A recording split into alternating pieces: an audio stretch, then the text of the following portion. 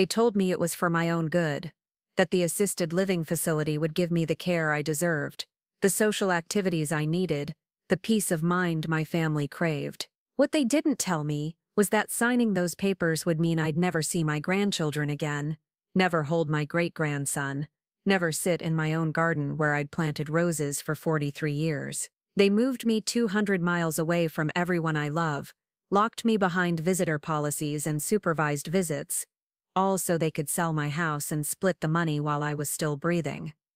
But here's what they didn't count on. I may be 74, but I'm not dead. And when you take everything from someone who's already lost enough, you better be prepared for them to take everything from you. Before we jump back in, tell us where you're tuning from, and if this story touches you, make sure you're subscribed, because tomorrow I've saved something extra special for you. My name is Christine Hall, but everyone who really knows me calls me Chris. I'm 74 years old, and according to my daughter-in-law, I'm apparently too much trouble to live in my own home anymore. 3 months ago, I was tending my rose garden in the house my late husband built with his own hand. Today, I'm sitting in a beige room that smells like disinfectant and false promises, watching strangers decide when I can have visitors and what I can eat for breakfast. It started on a Tuesday morning in March. I was sitting at my kitchen table with my coffee, watching the cardinals at the feeder outside my window. The morning light was hitting the china cabinet just right, catching the edges of the wedding dishes I'd saved for 47 years. My phone rang, and when I saw my son David's name, I smiled before answering. "Morning, sweetheart," I said, settling back in my chair. "You're up early." "Hi, Mom." His voice sounded strained, like he'd been practicing what to say. "Listen, I wanted to talk to you about something important. Sandra and I have been thinking." Sandra, my daughter-in-law who'd never liked me from the day David brought her home, the woman who'd spent 23 years finding fault with everything from my cooking to my choice of Christmas gifts for the grandchildren. I felt my stomach tighten, but I kept my voice light. "What's on your mind?" "Well, it's about your living situation." He paused, and I could hear Sandra's voice in the background, too quiet to make out the words but sharp enough to cut. "We're worried about you being all alone in that big house. What if you fall? What if something happens, and no one's there to help?" I looked around my kitchen, at the counters I'd wiped down every morning for decades, at the family photos covering the refrigerator, at the window where I could see Mrs. Patterson next door hanging laundry. Alone, as if I hadn't lived in this neighborhood for 43 years, as if I didn't have friends who checked on me daily, as if I hadn't been managing just fine since Harold passed 6 years ago. "I'm doing perfectly well, David," I said carefully. "Martinez says I'm healthier than most people my age. I drive, I garden, I volunteer at the library twice a week. I'm not ready for any changes." "But Mom, that's just it. You shouldn't have to worry about all that maintenance, all that upkeep.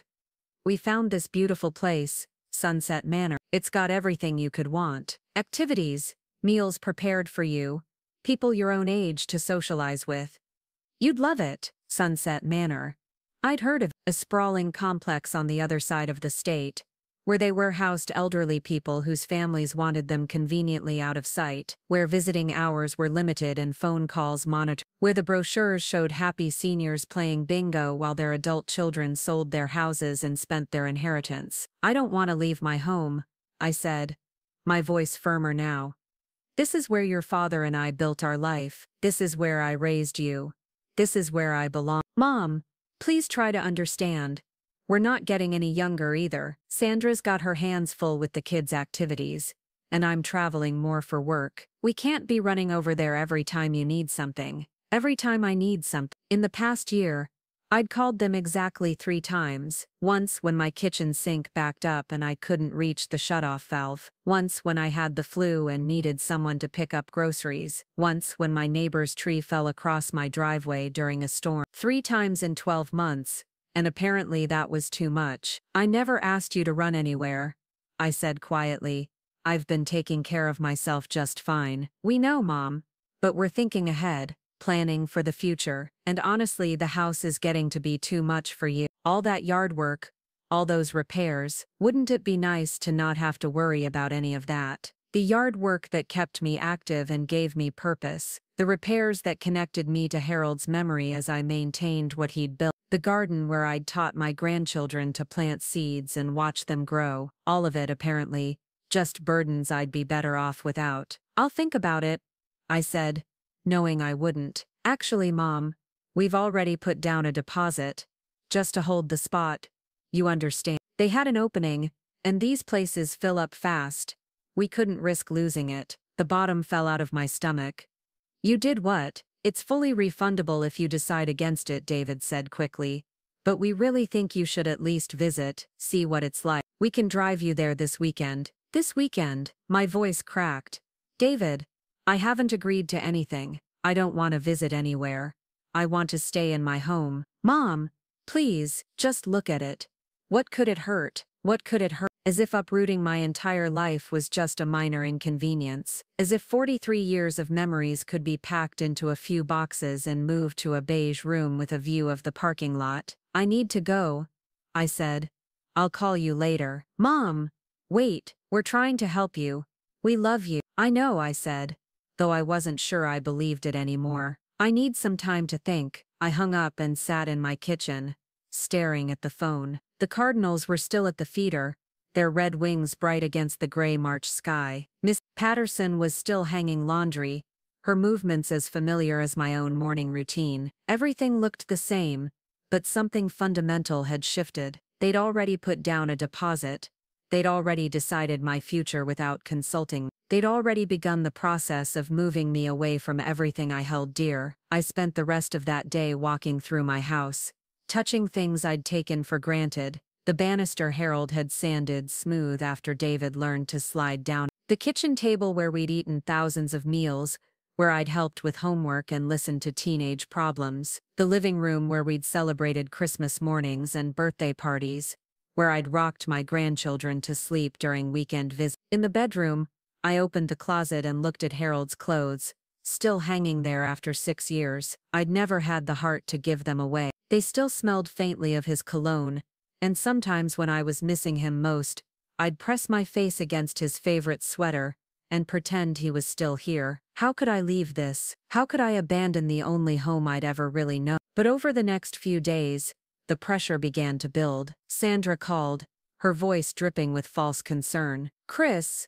we're just worried about you rattling around in that big house all by yourself. Wouldn't it be nice to have people to talk to? Activities to keep you busy? My granddaughter Emma, David's eldest, called next. She was 19 and away at college, and I could tell she'd been coached on what to say. Grandma, I think this place sounds really cool. They have a pool and everything, and you'd make so many new friends. Even my grandson Tyler, just 16 and barely able to hold a conversation with me anymore, managed a stilted phone call. Yeah, Grandma, it sounds pretty good, and like you'd be safer there and stuff. They were all reading from the same script, hitting the same talking points. Safety, companionship, activities. No one mentioned what I'd be losing. No one asked what I wanted. The weekend visit to Sunset Manor was a carefully orchestrated performance. David and Sandra picked me up in their pristine SUV, Sandra chattering nervously about the drive while David focused on the road with unusual intensity.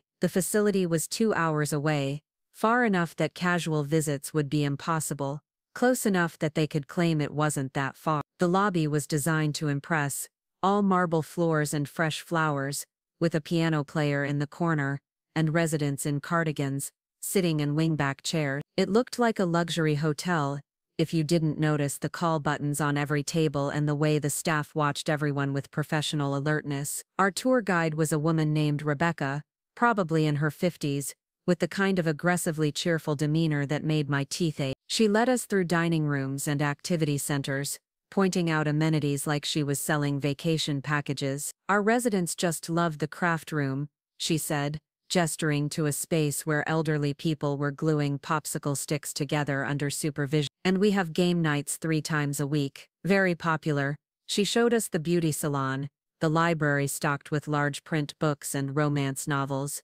the exercise room where a few residents were doing chair aerobics to music that was probably popular when I was their age. Everything was clean, Everything was safe. Preparing and narrating this story took us a lot of time. So if you are enjoying it, subscribe to our channel. It means a lot to us. Now, back to the story. Everything was designed to keep people comfortable and contained. And here's one of our available suites, Rebecca said, opening a door with a flourish. The room was beige, beige walls, beige carpet, beige furniture, a hospital bed with rails that could be raised and lowered, a bathroom with grab bars and a shower seat, a window that looked out onto the parking lot, where visitors' cars came and went like a parade of guilt and obligation. "Isn't it lovely?" Sandra said, her voice too bright. "Look at all that natural light." I looked at the room that was smaller than my kitchen, at the single window that didn't show trees or birds or neighbors I'd known for decades, at the bed where I'd sleep alone, surrounded by strangers, waiting for visitors who might or might not remember to come. "The monthly fee includes all meals, housekeeping and activities," Rebecca continued. "We also have different levels of care available as needs change. It's really a wonderful community, as if being warehoused with other discarded elderly people constituted a real community, as if shared isolation was the same as belonging." "What about visitors?" I asked. "Are there restrictions?" "Oh, we have very reasonable visiting hours," Rebecca said. "Family and friends are welcome between 10 and 8 on weekdays, 10 and 6 on weekends, and we ask that overnight guests be approved in advance, just for security purposes." Visiting hours. In my own home, my grandchildren could drop by whenever they want. Emma would sometimes show up at midnight during college breaks, knowing I'd be awake reading and happy to make her a grilled cheese sandwich. Tyler would arrive after school, hungry and full of stories about his day. My great-grandson Jake, just 3 years old, would run straight to my garden to look for bugs and flowers. All of that would end, all of those spontaneous moments, those unplanned conversations, those times when they needed me and knew I'd be there, gone. "What do you think, Mom?" David asked as we finished the tour. "It's pretty nice, right?" I looked at my son, this man I'd raised, who was now trying to convince me that living in a beige room with visiting hours was somehow better than the life I'd built. I thought about all the ways I'd sacrificed for him, all the dreams I'd put aside so he could pursue his own. I thought about how I'd worked 2 jobs to pay for his college, how I'd babysat his children without complaint, how I'd never asked him for anything except to let me live my life on my own terms. "It's very nice," I said carefully, "but I'm not ready to make any decision." "Of course not," Sandra said quickly. "Take all the time you need, but you know they do have a waiting list, and spots like this don't come up often. The pressure, always the pressure." The implication that I was being unreasonable, that I was making things difficult for everyone, that I should be grateful for their concern and their planning. On the drive home, they talked about logistics, how we'd need to sort through my belongings, decide what to keep and what to sell, how the real estate market was good right now, how the house would probably sell quickly, how much easier everything would be once I was settled. They talked about my life like it was a problem to be solved, a burden to be managed. They talked about 43 years of memories like they were just stuff to be sorted and discarded. I sat in the back seat, watching the landscape change from unfamiliar suburbs back to the neighborhoods I knew, and I realized something that chilled me to the bone. They weren't asking me to consider assisted living, they were informing me that the decision had already been made. Over the next few weeks, the campaign intensified. David would call with stories about elderly people who'd fallen and lain injured for hours because they lived alone. Sandra would email articles about home break-ins, targeting seniors. They'd bring the grandchildren over for visits that felt more like interventions, with everyone emphasizing how much they'd miss me but how much better off I'd be. "Think about it, Grandma," Emma said during one of these orchestrated visits. "You'd have people to eat with instead of eating alone all the time." I didn't eat alone. I ate with the morning news, with my books, with the birds outside my window. I ate with memories of Harold across the table, with the satisfaction of meals I'd chosen and prepared myself, but they saw only an empty chair, not the fullness of a life I'd built on my own terms. The pressure came from all sides. My doctor, who'd apparently been contacted by David, began mentioning the benefits of community living during my appointments. The neighbor who'd been watching my house when I traveled, Miss Patterson, confided that Sandra had asked her about my daily routine, whether I seemed confused or forgetful. They were building a case against me, documenting my supposed decline and isolation. They were creating a narrative that would justify what they'd already decided to do. The breaking point came on a Thursday evening in April. I was in my garden deadheading the roses and enjoying the cool evening air, when David's car pulled into my driveway. He got out with a folder in his hand and an expression I recognized from his childhood,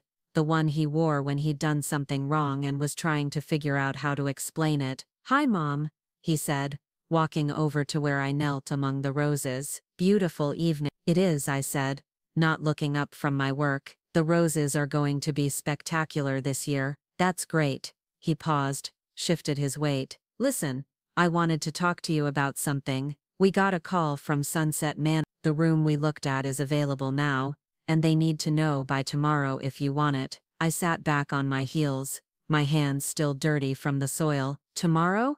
I know it seems fast, but these opportunities don't last. And Mom, honestly, Sandra and I have been talking. We think it's time. We think you'd be happier there." "You think I'd be happier?" I looked up at him.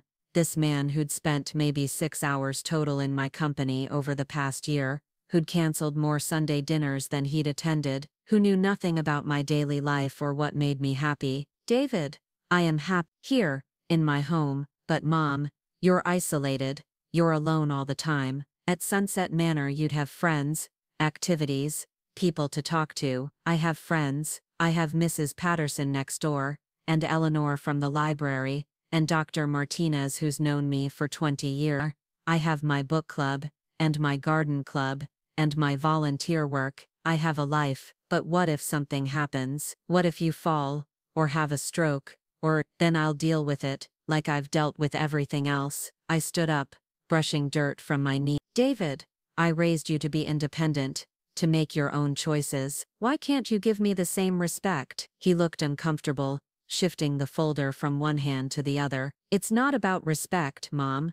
It's about being practical. The house is too big for you, the yard is too much work, and honestly, the money from selling it would help secure your future." There it was, the real reason. The house that Harold had built, that I'd maintained and loved, was worth more than my happiness. The equity we'd built over 43 years was more important than my right to live where I chose. "I don't want to sell my house," I said quietly. "I want to die in my house, in my own bed, surrounded by my own things." "Is that really so unreasonable?" "Mom, please, don't be dramatic. We're not talking about dying, we're talking about living, really living, with people your own age, with activities and care and visiting hours," I interrupted, "and supervised phone calls, and someone else deciding what I eat, and when I eat it, and who I can see and when I can see them." "It's not like that. You're making it sound like a prison, isn't it? If I can't leave when I want, if I can't have visitors when I want, if I can't make my own decisions about my own life, what would you call it?" David ran his hand through his hair, a gesture I remembered from when he was a frustrated teenager. "Mom, you're being unreasonable. We're trying to help you, by taking away everything I care about, by moving me away from everyone I love." "How is that helping me?" "Because it's safer, because it's better for you in the long run, because it's what's best for everyone. Everyone, not me, everyone else. The family who'd find it easier to manage me from a distance, who'd prefer to visit when convenient, rather than be available when needed. The family who'd rather I disappear quietly, than continue to be a reminder of their own mortality." "I'm not going," I said. "I'm not leaving my home." David's face hardened. "Mom, I really hoped it wouldn't come to this, but Sandra and I have been talking to a lawyer, about guardianship, about what's best for you when you're not able to make rational decisions anymore." The words hit me like a physical blow. Guardianship, the legal process that would strip me of my rights, make me a ward of the state, allow my own children to control every aspect of my life. They were threatening to have me declared incompetent because I wouldn't cooperate with their plans. "You would do that to me," I whispered. "You would take away my rights, because I won't do what you want." "It's not what we want, Mom. It's what's necessary. We love you too much to let you make decisions that could hurt you. Love. They called it love. This desire to control my life, to move me away from everything I held dear, to reduce me to a manageable problem with a monthly fee. This wasn't love. This was convenience, disguised as concern. Get off my property, I said, my voice steady despite the rage building inside me. Get off my property, and don't come back unless you're ready to apologize. Mom, please, let's talk about this reasonably. There's nothing reasonable about threatening your mother with legal action, because she won't submit to your plans. There's nothing reasonable about trying to force me out of my home, so you can sell it, and divide the money. There's nothing reasonable about any of this. David stood there for a moment, the folder still in his hands, looking like he wanted to say something else. Then he shook his head and walked back to his car.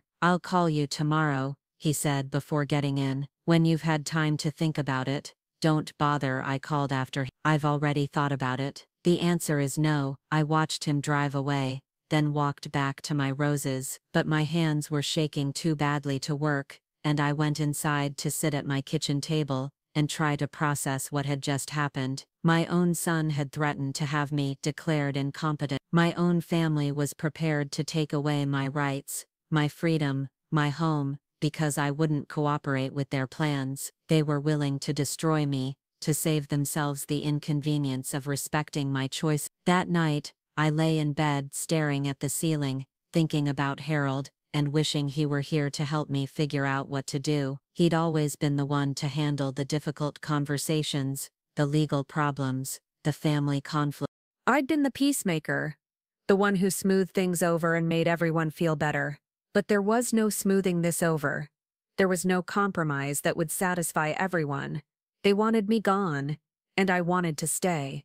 Someone was going to lose, and they'd already decided it should be me. I thought about the life I'd built in this house, the memories embedded in every room, the routines that gave my days structure and meaning. I thought about my garden, about the roses I'd planted the year Emma was born, about the tomatoes I grew every summer for the grandchildren to pick and eat warm from the vine. I thought about the neighbors who'd become family, about Eleanor who brought me soup when I was sick, about the librarian who saved new books for me, about the pharmacist who knew my name and asked about my family. All of it would be lost. All of those connections, those small daily interactions that made life rich and meaningful, would be severed. I'd be moved to a place where I was just another elderly woman, another check to be cashed, another problem to be managed. The next morning, David called at 8 o'clock sharp. Mom, have you thought about what we discussed? I have, I said. The answer is still no. Mom, please, don't make this harder than it has to be. We've already told them yes. We've already started the paperwork. Without my consent. We're doing this because we love you, because we want what's best for you. What's best for me is to live in my own home, with my own things, making my own decisions. What's best for me is to be treated like a human being, with rights and dignity, not like a problem to be solved. Mom, you're being unreasonable, and frankly, this conversation is just proving that you're not thinking clearly anymore. Mom, not thinking clearly. The phrase they'd use in court, the justification for taking away my rights. Disagreeing with them meant I was incompetent. Wanting to control my own life meant I was mentally deficient. I'm thinking more clearly than I have in weeks, I said. I'm thinking clearly enough to know that what you're doing is wrong. Mom, I'm sorry you feel that way, but we're moving forward with the placement. Sandra's coming over this afternoon to help you pack. I won't be here. Mom, please don't make this difficult. We're trying to help you. I hung up the phone and looked around my kitchen one more time. Then I walked to the bedroom, pulled out my suitcase, and began to pack. Not for Sunset Manor, not for the beige room, with visiting hours and supervised activities. I was packing for war. I'd spent 74 years being the good woman, the compliant mother, the one who put everyone else's needs before her own. I'd sacrificed my career so Harold could pursue his. I'd raised David with patience and love even when he was difficult. I'd welcomed Sandra into the family even when she made it clear I wasn't good enough for her standards. I'd been the peacemaker, the problem solver, the one who made everyone else's life easier, and where had it gotten me? Here, with my own family threatening to destroy me because I wouldn't cooperate with their plans. But they'd made one crucial mistake. They'd assumed that because I was old, I was powerless. They'd assumed that because I was their mother, I'd continue to sacrifice my own needs for theirs. They'd assumed that because I'd always been the one to give in, I'd give in again. They were wrong. I finished packing, called a taxi and left my house for what I thought might be the last time. But I wasn't going to Sunset Manor. I was going to Eleanor's house, where I'd stay while I figured out my next move, and I was going to fight. Not just for my house, not just for my independence, but for my right to live and die on my own terms. They wanted to move me away from everyone I loved. Fine, but they were about to learn that when you try to destroy someone who has nothing left to lose, you better be prepared for the consequences, because I wasn't done. Not by a long shot. That afternoon, while Sandra was letting herself into my empty house with the key David had given her, I was sitting in Eleanor's living room, with a legal pad and a pen, making lists, names, dates, documents, evidence, all the things I'd need to fight back. They thought they were dealing with a helpless old woman. They were about to discover they were dealing with Christine Hall, and Christine Hall had never backed down from a fight in her life. They moved me away from everyone I love. Now I was going to move them away from everything they want. Eleanor's guest room smelled like lavender and old books, nothing like the antiseptic scent I'd grown to associate with places where they put people like me. I sat on the edge of the twin bed, still wearing the clothes I'd thrown on in my rush to leave, staring at the legal pad covered with my shaky handwriting. Names, phone numbers, dates, amount. Everything I could remember about the past 6 years since Harold died. Everything I'd been too trusting to question at the time. My phone had been buzzing constantly since I'd arrived at Eleanor's 3 hours ago. David calling. Sandra calling. David calling again. I'd turned it off after the 5th call, unable to bear hearing David's voice oscillating between fake concern and barely contained frustration. Eleanor had made tea and sat with me while I explained what was happening, her weathered face growing more appalled with each detail. "They can't force you to leave your home," she'd said, but we both knew that wasn't entirely true. Adult children forced their parents into care facilities every day, armed with doctors' opinions and legal documents, and the assumption that age automatically meant incompetence. Their threatening guardianship, I'd told her, and watched her face go pale. Eleanor was 2 years older than me, living alone in the house where she'd raised 4 children. She understood exactly what that threat meant. Now, as evening shadows filled the small room, I was trying to piece together a timeline that had taken me 6 years to fully understand. It had started so gradually, so subtly,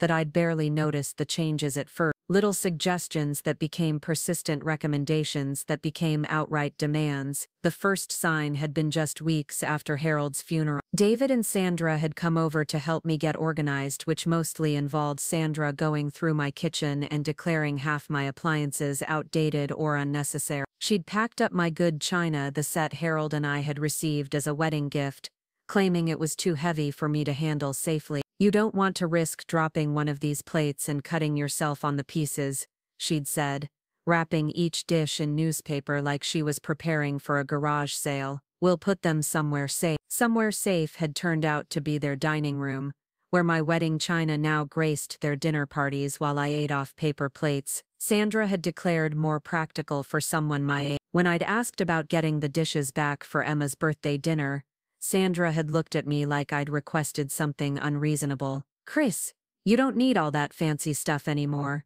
It's just extra work for you to wash and put away. Wouldn't you rather spend your time on things you enjoy?" Things I enjoyed. As if caring for my possessions, maintaining the rituals and traditions that connected me to my past, wasn't something I enjoyed. As if the weight of good china in my hands wasn't a comfort, a reminder of celebrations and family gatherings and the life Harold and I had built together. The kitchen reorganization had been just the beginning. Over the following months, David and Sandra had gradually assumed more control over my life, always with explanations that sounded reasonable on the surface. They'd taken over my finances, ostensibly to help me avoid confusion, after I'd accidentally paid the same bill twice, one month. They'd started doing my grocery shopping, claiming the store was too crowded and confusing for someone my age. They'd arranged for a cleaning service, despite my protests that I was perfectly capable of maintaining my own home. Each change had been presented as a gift, a service, a way to make my life easier. But with each change I'd lost a little more independence, a little more control over my own existence. My checkbook had disappeared, replaced by an allowance David gave me each week for incidental. My car keys had vanished after a minor fender bender in a parking lot, replaced by promises that they'd drive me wherever I needed to go. My autonomy had been eroded so gradually that I'd barely noticed until it was almost gone. I picked up the pen and started writing again, documenting the systematic dismantling of my independence. The time David had thrown away my expired medications without checking with my doctor first. The time Sandra had donated my winter coats to charity because she decided I had too many. The time they'd changed the locks on my house for security purposes and forgotten to give me a key for 3 days. Each incident had seemed minor at the time, easily explained away or dismissed as an honest mistake. But looking at them collectively, written out in chronological order, a pattern emerged. They'd been conditioning me to accept their control, training me to be grateful for their management of my life. They'd been preparing me for this moment, when they'd finally move me away from everything I loved, and take complete control of my assets. My phone, silent on the nightstand, suddenly lit up with a text message. David again, apparently undeterred by my refusal to answer his call. "Mom, we're worried about you. Where are you? Sandra has been waiting at your house for hours. We just want to make sure you're safe." Safe, their favorite word, the justification for every intrusion, every loss of freedom. I was safe when they controlled my money. I was safe when they decided where I could go, and when. I was safe when they monitored my activities and supervised my relationships. Safety, in their definition, was indistinguishable from captivity. I typed back a short response. "I'm fine. Don't contact me unless you're ready to respect my decisions." The reply came immediately. "Mom, please be reasonable. We're trying to help you. Come home so we can talk about this calmly." Home. They still thought of my house as my home, even as they planned to sell it and move me to a facility 2 hours away. They still used the language of choice and consultation, even as they made it clear that my actual choices were irrelevant. I turned the phone off again and returned to my list. I needed to think strategically now, not emotionally. I needed to understand exactly what I was fighting and what weapons I had at my disposal. The house was the key to everything. It was worth approximately $400,000, according to the real estate assessment David had helpfully obtained just to see where we stand. The monthly fees at Sunset Manor were $3,800, which meant they could keep me there for nearly 9 years on the proceeds from selling my home. 9 years of paying strangers to warehouse me while David and Sandra enjoyed the remainder of my equity. But the house was still in my name. The deed was clear and Harold had left everything to me without conditions or restrictions. They couldn't sell it without my signature, couldn't force me to sign over the property unless they successfully had me declared incompetent. The guardianship threat was real, but it wasn't automatic. They'd have to prove to a court that I was mentally incapable of making my own decisions. I thought about the evidence they might present. The missed bill payment, though I'd corrected it immediately. The fender bender, though no one had been injured and the damage was minimal. The time I'd gotten confused about daylight saving time and showed up an hour early for a doctor's appointment. Small incidents, normal aging, the kind of minor mistakes that everyone makes regardless of age. But presented correctly, with the right spin, they might be enough to convince a judge that I needed a guardian. The thought terrified me, but it also clarified something important. I wasn't just fighting for my house or my independence. I was fighting for my right to exist as a person, rather than a problem to be managed. I was fighting for the basic human dignity of making my own choices, even if those choices seemed wrong to other people. Eleanor knocked softly on the door and entered with another cup of tea. She'd been my friend for 23 years, ever since she'd moved to the neighborhood after her husband died. We'd supported each other through Harold's illness and death, through her struggles with her own adult children, through the small daily challenges of aging alone in a society that preferred to pretend elderly people didn't exist. "Any luck reaching your lawyer?" she asked, settling into the chair by the window. I shook my head. "His office is closed until Monday, but I've been thinking about what you said earlier, about documenting everything. I think I need to do more than just make lists. I think I need to gather actual evidence." Eleanor nodded. "What kind of evidence?" "Financial records for one thing. I want to see exactly what David's been doing with my accounts since he took them over. Medical records to show that I'm mentally competent despite what they might claim. Documentation of all the decisions they've made without consulting me, all the times they've overridden my preferences or ignored my wishes." "That sounds like a good start. What else?" I looked at my friend, this woman who'd known me for more than 2 decades, who'd seen me handle crisis after crisis with competence and grace. "I need character witness, people who can testify that I'm mentally sound, that I'm capable of living independently, that I have a support network here that would be destroyed if they force me to move." "You'll have that," Eleanor said firmly.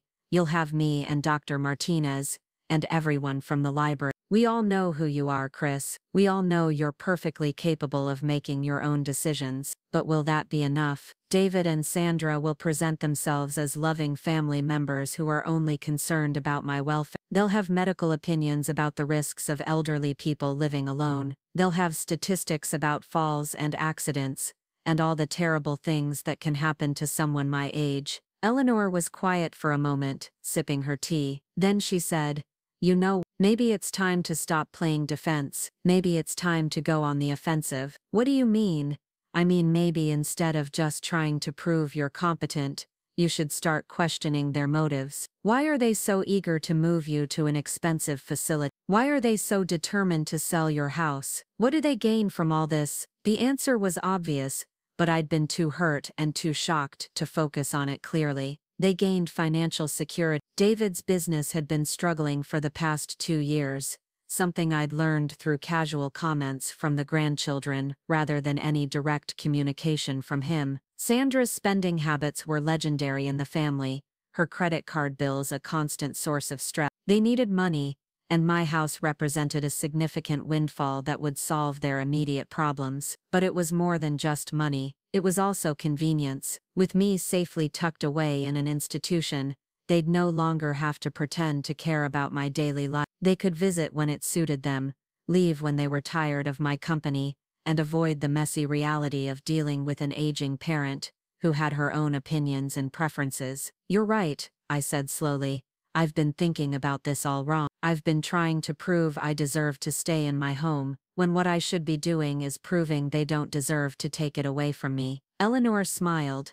"Now you're thinking like the Christine I know. The one who organized the neighborhood association when the city tried to put that highway through our backyards. The one who fought the school board when they wanted to close the elementary school. You've never backed down from a fight when the cause was right." She was correct. I had fought before, successfully, when the stakes mattered, but those had been fights for the community, for principles larger than myself. This felt more personal, more vulnerable. This was my own family, trying to destroy me. "It's different when it's your own children," I said quietly. "Is it? Or is it the same principle on a smaller scale? They're trying to take something that doesn't belong to them. They're trying to make decisions that aren't theirs to make. The fact that they're family doesn't give them the right to control your life." I thought about David as a child, stubborn and determined, never willing to accept no for an answer when he wanted something. I'd admired that quality then, seeing it as a sign of strong character and natural leadership. I'd never imagined he'd turn that same relentless determination against me. But maybe that was exactly what I needed to do now. Channel that same stubborn refusal to accept defeat. Become as relentless in protecting my rights as they were in trying to take them away. "I need to go back to the house,"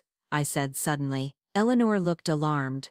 "Chris, that might not be safe. They're probably waiting for you, maybe, but there are things I need." documents, photographs, evidence, and more than that, I need to see what they're doing there. I need to know exactly what they're planning. We decided to wait until after dark, when David and Sandra would likely have given up their vigil and gone home to their own lives. Eleanor drove, her ancient Honda moving quietly through the familiar streets of my neighborhood. My heart ached as we passed the houses, where I'd lived for 43 years, where I'd watched children grow up, and families change, and neighbors become friends. The lights were on in Mrs. Patterson's front window, and I could see her cat silhouetted against the curtain. The Hendersons' house still had Christmas lights up, though it was now late April. The Kowalskis had planted new flowers in their front garden, bright yellow tulips, that would be spectacular in a few more weeks. All of it would become memory if David and Sandra succeeded. All of these connections,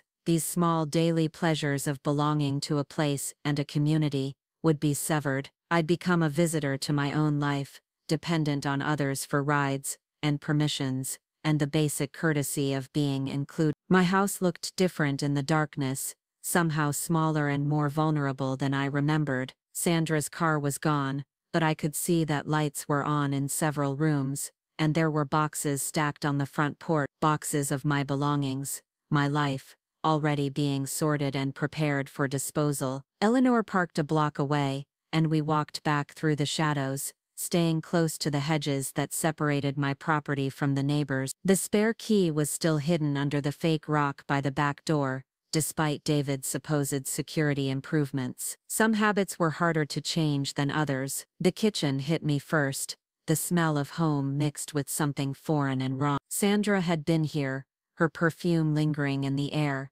her touch evident in the way everything had been rearranged. Boxes lined the counters, labeled in her precise handwriting: kitchen misc, Chris personal items, donations, trash. I opened the box marked trash, and felt my heart stop. Harold's coffee mug, the one he'd used every morning for 20 years, the one I'd kept on the counter because seeing it there made him feel less gone. My mother's recipe box handed down through 3 generations, filled with handwritten cards and family history. A ceramic bowl the grandchildren had made for me in art class, lopsided and beautiful and irreplaceable. Trash. My life reduced to garbage by someone who'd never understood its value. Eleanor touched my arm gently. Take what you need, we can't stay long. I moved through the house like a ghost haunting my own life, gathering documents from Harold's desk, photographs from the bedroom, the small treasures that Sandra had deemed worthless,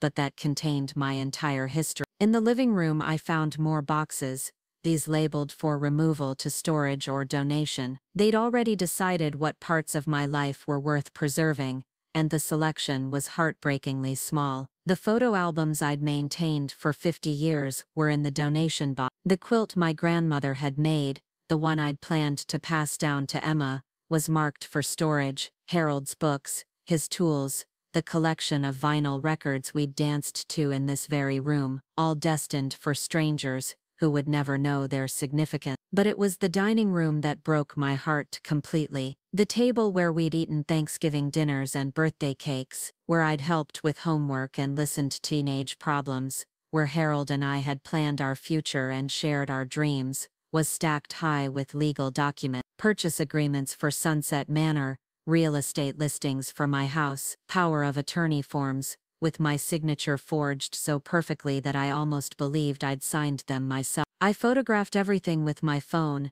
document after document, building a case that I hoped would be strong enough to stop them. The forged signatures were the key, evidence of fraud that would discredit their claims about acting in my best interest. But I needed more than photograph. I needed the originals, the physical proof that would stand up in court. Eleanor stood watch by the window, while I carefully removed the most damaging documents from the pile. The forged power of attorney, the falsified medical evaluations, the real estate contracts that had apparently been signed without my knowledge or consent. Each paper was another piece of evidence that this wasn't about my welfare, this was about their group. As I worked, I heard a car door slam in the driveway. Eleanor's sharp intake of breath confirmed what I already knew. They'd come back door, Eleanor whispered, but it was too late. The front door was already opening, David's voice carrying through the house. I thought I saw lights. Mom, are you here?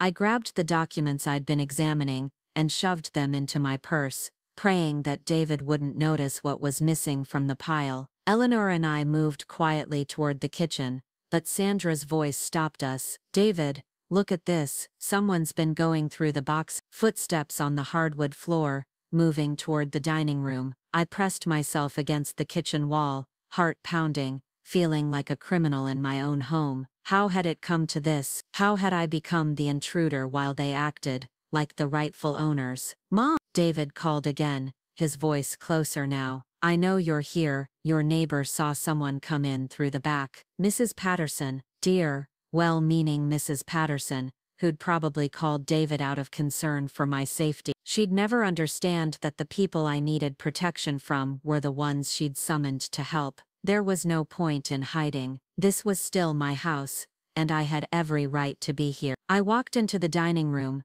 Eleanor behind me, and faced my son and daughter-in-law with as much dignity as I could manage. Hello, David. Sandra. David looked relieved and frustrated in equal measure. Mom, what are you doing? We've been worried sick. Where have you been? I've been staying with a friend, and I came back to collect some of my belongings before you dispose of them without my permission. Sandra's face flushed. Chris, we're not disposing of anything without discussing it with you first. We're just organizing, trying to help you prepare for the transition. The transition I never agreed to. I gestured at the boxes, the legal documents, the systematic dismantling of my life. This doesn't look like organizing, Sandra. This looks like liquidation. Mom, please, let's sit down and talk about this calmly. David pulled out one of the dining room chairs, the same chair where he'd sat as a child, where I'd helped him with algebra, and listened to his fears about starting high school. We love you. We're trying to help you. No,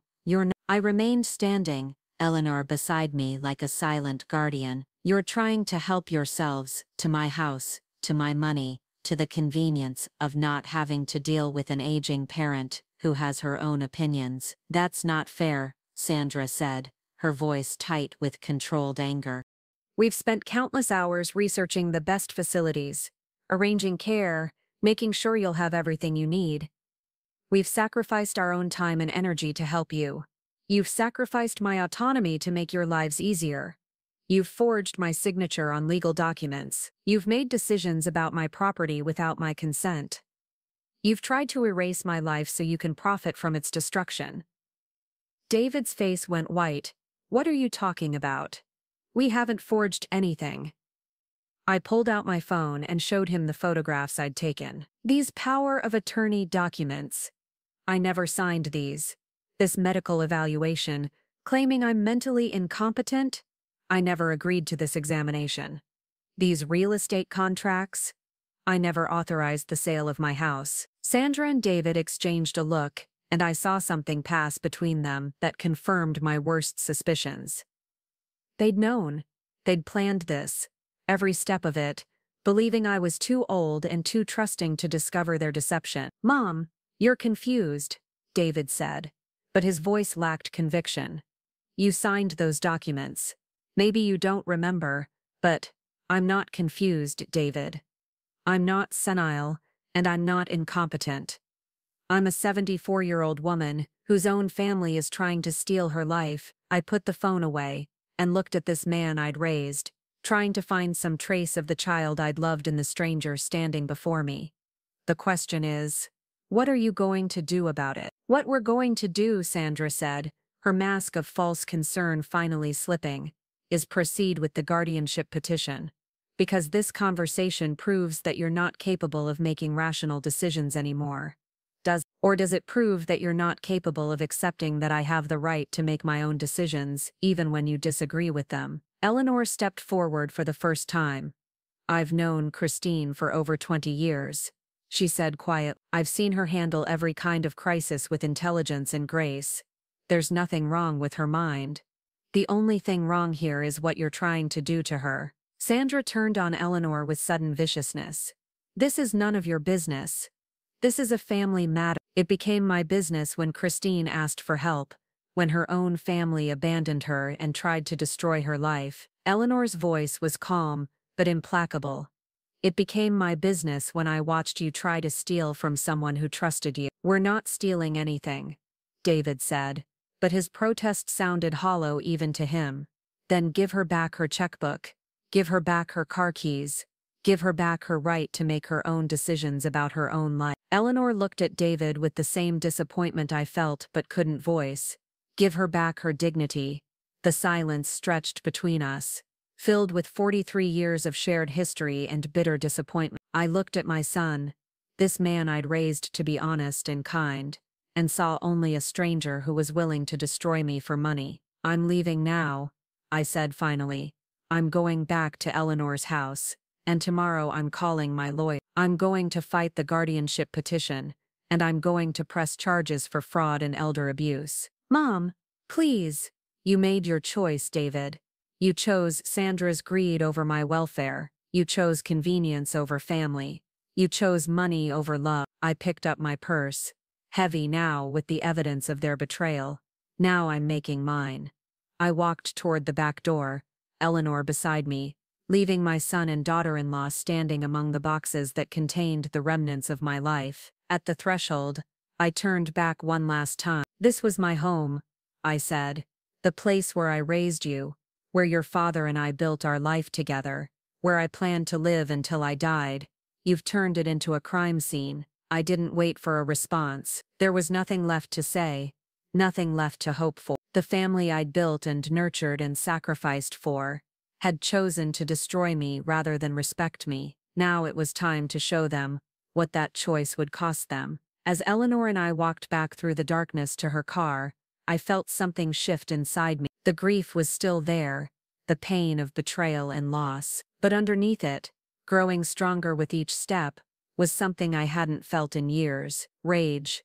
Pure, clean, focused rage at the injustice of what they were trying to do. Rage at their assumption that age made me powerless. Rage at their willingness to steal my life and call it love. They thought they were dealing with a helpless old woman who would accept whatever they decided was best for her. They were about to discover that they were dealing with Christine Hall, and Christine Hall had just declared war. Monday morning arrived gray and cold, matching my mood as I sat in the waiting room of Robert Kellerman's law office. I'd known Robert for 15 years, ever since he'd handled Harold's business contracts, and I trusted him to tell me the truth even when it wasn't what I wanted to hear. The evidence I'd gathered over the weekend was spread across his conference table like pieces of a puzzle that painted an increasingly ugly picture. Christine, I have to ask you this directly, Robert said, adjusting his reading glasses as he examined the forged power of attorney document. Are you absolutely certain you didn't sign these? Memory can be tricky, especially during stressful times. I appreciated that he asked the question respectfully, without the condescending tone David and Sandra had adopted whenever they questioned my mental capacity. Robert, I've been signing my name for 74 years. I know what my signature looks like, and more importantly, I know what it feels like to sign important documents. I would never have signed away my financial autonomy without reading every word, asking questions, and probably consulting with you first. He nodded and made a note on his legal pad. The signatures are good. Very good. If I didn't know better, I might believe you'd signed them yourself. But there are some technical issues that work in our favor. The witness signatures, for instance, are problematic. One of them is dated for a day when you were in the hospital for your annual physical, according to your medical records. Hard to be in two places at once. What about the medical evaluation claiming I'm incompetent? I never agreed to that examination. Robert flipped through the pages, his frown deepening. This is interesting. The evaluation is signed by Dr. Marcus Webb, but according to your insurance records, you've never been a patient of Dr. Webb's. In fact, Dr. Webb specializes in geriatric psychiatry and primarily works with patients who have severe dementia or Alzheimer's disease. So they paid a doctor to write a false evaluation of someone he'd never examined? It appears that way, and that's not just fraud, Christine. That's conspiracy to commit fraud, elder abuse, and potentially kidnapping if they'd succeeded in forcing you into the facility against your will. I felt a grim satisfaction at the seriousness of the charges. For weeks, I'd been made to feel like I was being unreasonable, like my resistance to their plans was evidence of mental decline. Now I had confirmation that my instincts had been correct. This wasn't about my welfare. This was a calculated attempt to steal my assets and dispose of me in the process. What are our chances of stopping the guardianship petition? Robert leaned back in his chair, considering. With this evidence, very good. The forged documents and falsified medical evaluation will destroy their credibility with the court. But Christine, I need you to understand something. Fighting this is going to get ugly. They're going to attack your character, your mental capacity, your ability to live independently. They're going to dig up every mistake you've ever made and present it as evidence of incompetence. Let them try. I've lived an honest life, Robert. I've made mistakes, but I've never hurt anyone, never lied, never stolen from the people who trusted me. Can they say the same? No, they can't. And that's exactly what we're going to prove. He pulled out a fresh legal pad and began making notes. I'm going to need character witnesses, people who can testify to your mental capacity and independence. Your doctor, your friends, neighbors, anyone who interacts with you regularly and can vouch for your competence. I can get you a dozen character witnesses. Dr. Martinez has been my physician for 20 years. Eleanor Richardson has been my friend almost as long. The librarians where I volunteer, the members of my book club, my neighbors who've watched me handle everything from home repairs to medical emergencies without any help from David or Sandra. Good. We'll also need to document your daily routine, your ability to manage your finances, your social connections, everything that proves you're living independently and competently. And Christine, I hate to ask this, but we need to discuss your son's financial situation. If we can prove that he has motive to steal your assets. I pulled out the folder I'd prepared over the weekend. David's business has been struggling for 2 years. He's behind on his commercial rent, his equipment loans, and he owes significant money to suppliers. Sandra's credit card debt is over $60,000, mostly from shopping and spa treatments and expensive vacations they couldn't afford. They've refinanced their house twice in the past 3 years, and they're still barely making the payment. Robert whistled softly as he reviewed the financial records I'd compiled. How did you get all this information?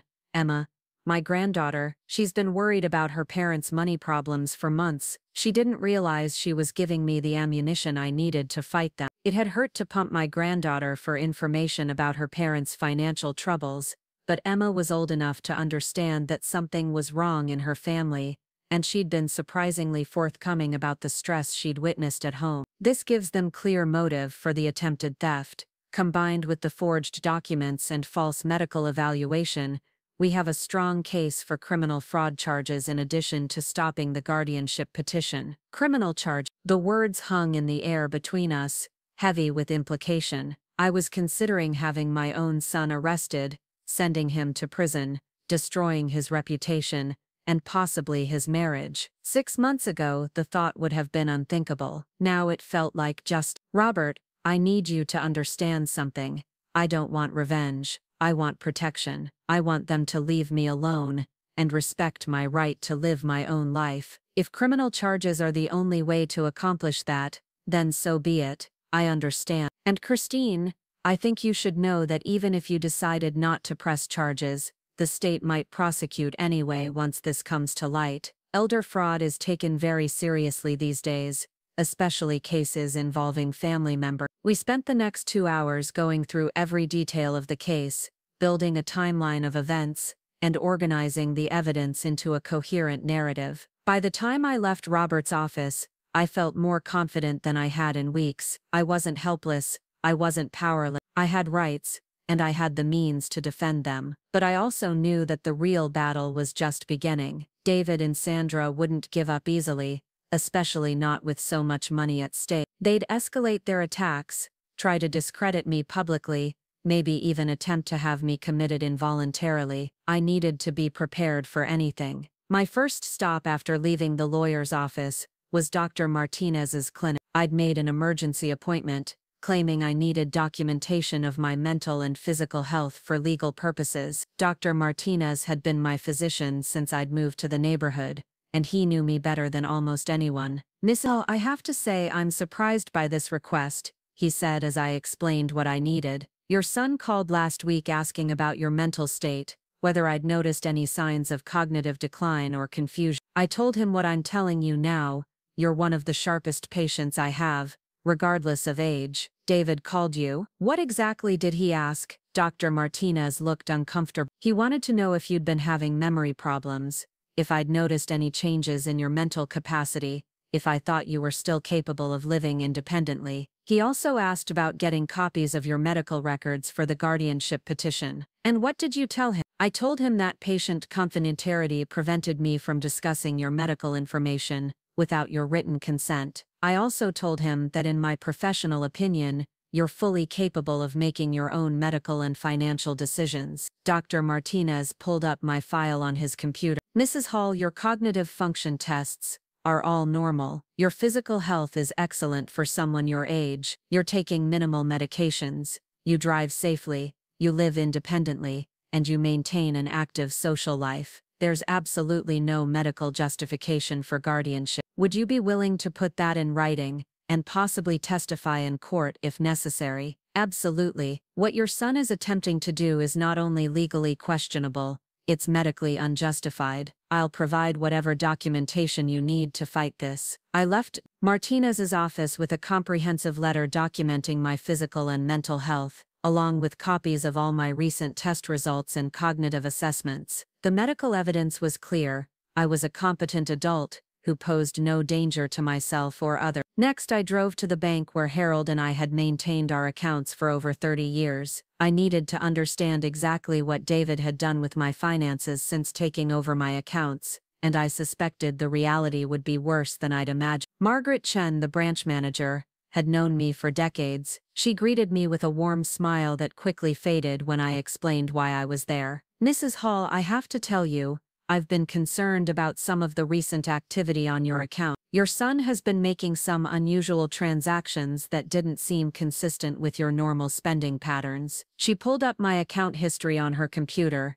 and what I saw made my stomach turn. Over the past 6 months, David had systematically moved money from my savings account to his business account, always in amounts just under the threshold that would trigger automatic reporting requirements. He'd also taken out a line of credit against my house without my knowledge, using the forged power of attorney documents as authorization. "He's stolen over $40,000, I said, staring at the screen in disbelief. "Miss Hall, I tried to call you several times to verify these transactions, but your son said you'd given him permission to handle all your financial affairs, and that I should direct all questions to him. I never gave him permission to steal from." I looked at Margaret, this woman who'd processed my deposits, and helped me with loans and watched me build a life with Harold. "Can you help me stop this? Can you freeze his access to my accounts? With the proper documentation, yeah. If you can prove that the power of attorney was forged, we can immediately revoke his access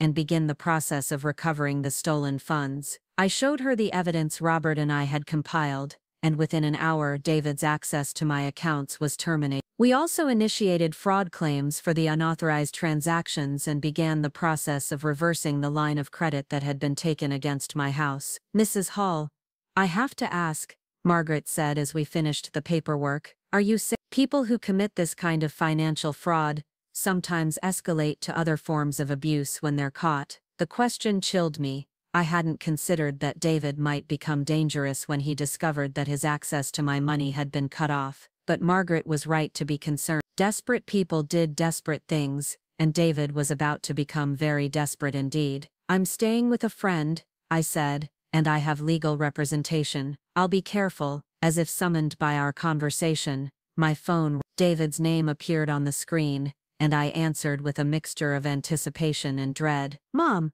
what the hell did you do?" His voice was tight with fury, all pretense of concern finally abandoned. "The bank just called me. They've frozen all your accounts and accused me of fraud." "I protected myself from theft," I said calmly. "I documented the unauthorized transactions and reported them to the authorities." "Those weren't unauthorized. You gave me power of attorney, you asked me to handle your finances. I never gave you power of attorney, Dave. I never signed those documents, and we both know it. Just like I never agreed to the medical evaluation you used to try to have me declared incompetent. There was a long pause, and when David spoke again, his voice was colder than I'd ever heard it. You have no idea what you've done. You've destroyed everything we've worked for, everything we've built. Sandra's going to lose her mind when she finds out. Good. Maybe she'll understand how I felt when I discovered you were planning to steal my house and warehouse me in an institution so you could divide the proceeds. We were trying to help you. We were trying to give you a better life.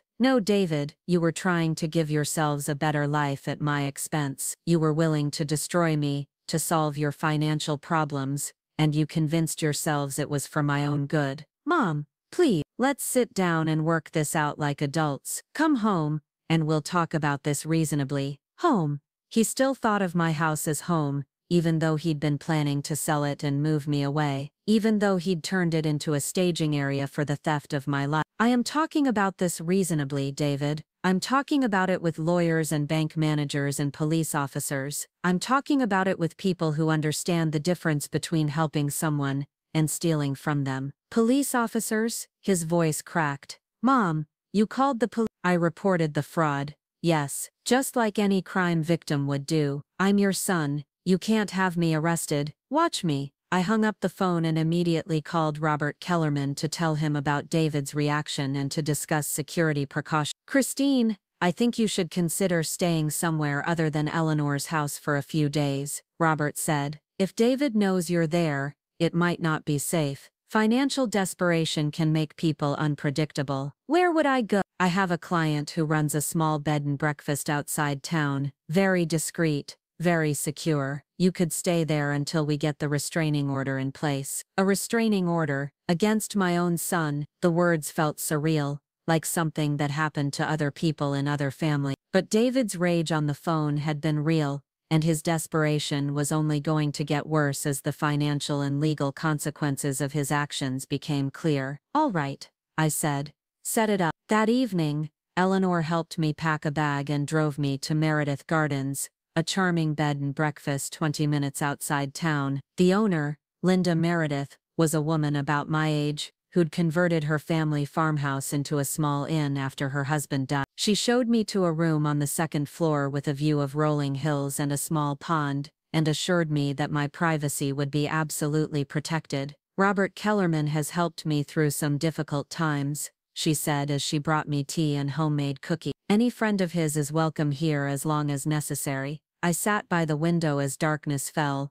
watching the lights come on in the farmhouse across the valley. For the first time in weeks I felt safe, not happy, not vindicated, but safe. Protected from the people who were supposed to love me and instead had chosen to destroy me. My phone buzzed with a text message from an unknown number. When I opened it, I saw a picture of my house with the words, "We know where you live," written across the bottom. The number was blocked, but I was certain it had come from David or Sandra. They were trying to intimidate me, to make me afraid enough to drop the charges and submit to their control. Instead, it only strengthened my resolve. I forwarded the message to Robert and to the police detective who was handling the fraud case. I documented everything, preserved every piece of evidence of their escalating desperation. They thought they could scare me into surrendering. They were about to learn that fear and anger could be transformed into something far more dangerous, determination. The next morning brought news that both thrilled and saddened me. Robert called to tell me that the district attorney's office had decided to pursue criminal charges against David and Sandra,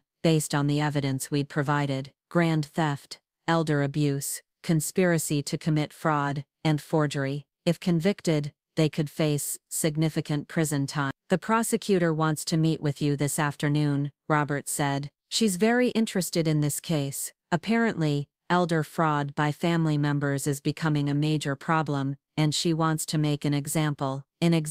My son and daughter-in-law would become cautionary tales, their crimes used to deter other families from abusing their elderly relatives. There was justice in that, but also profound sadness. I'd never wanted to destroy David. I'd only wanted him to respect my right to live my own life. But he'd made his choice when he decided to forge my signature and steal my money. He'd made his choice when he threatened me with guardianship and tried to have me declared incompetent. He'd made his choice when he chose greed over love, convenience over family. Now I was making mine. The prosecutor, Sarah Mitchell, was a woman in her 40s with the kind of sharp intelligence that reminded me of myself at that age. She listened to my story with careful attention, asking pointed questions about the timeline of events and the evidence we'd gathered. "Miss Hall, I want you to understand that prosecuting this case will be difficult for you personally," she said. "Your son and daughter-in-law will almost certainly try to paint you as a confused elderly woman who's misinterpreting their well-meaning attempts to help. They'll claim that you did sign the documents but don't remember. They'll argue that your resistance to their plans proves you need a guardian. Let them try. I have documentation of my mental competency, character witnesses who can vouch for my independence, and clear evidence of their fraud. More importantly, I have the truth." Good. Because this case is about more than just your individual situation. Elder abuse by family members is epidemic in this country, and most victims are too afraid or too ashamed to fight back. Your willingness to stand up to your own family could prevent other elderly people from being victimized. I thought about all the residents I'd seen at Sunset Manor during my reluctant tour, sitting in the lobby with vacant expressions while their adult children discussed their care as if they weren't there. How many of them had been moved there against their will? How many had lost their homes and their independence because family members decided it was more convenient to warehouse them than respect their choices? "When do we start?" I asked. "The grand jury will hear the case next week. If they indict, we'll move forward with the prosecution. In the meantime, I strongly recommend that you stay wherever you're staying and avoid contact with the defendants." Defendants. My son and daughter-in-law were now defendants in a criminal case. The family dinners and birthday parties and Christmas mornings were over forever, replaced by court dates and legal proceedings and the cold machinery of justice. As I drove back to Meredith Gardens, I thought about the path that had brought me to this moment. 6 months ago, I'd been a mother and grandmother, secure in my home and confident in my family's love.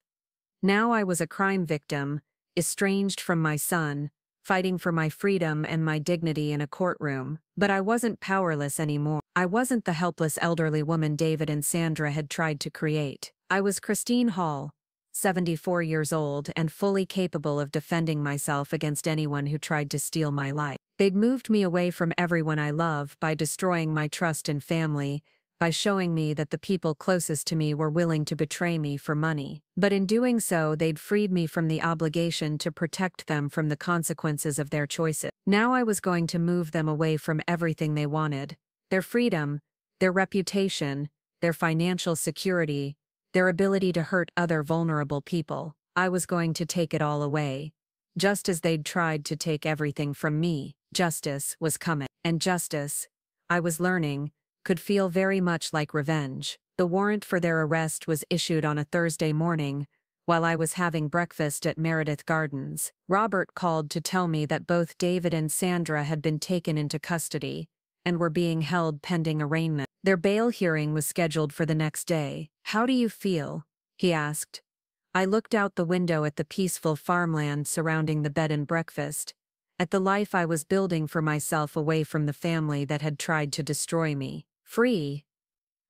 For the first time in months, I feel free. The preliminary hearing was set for the following month. By then I'd be back in my own house, surrounded by my own things, living my own life on my own terms. David and Sandra would be preparing for trial, facing the possibility of prison, dealing with the consequences of trying to steal from someone they'd underestimated. I'd spent 74 years being the good woman, the accommodating mother, the one who sacrificed her own needs for everyone else's comfort.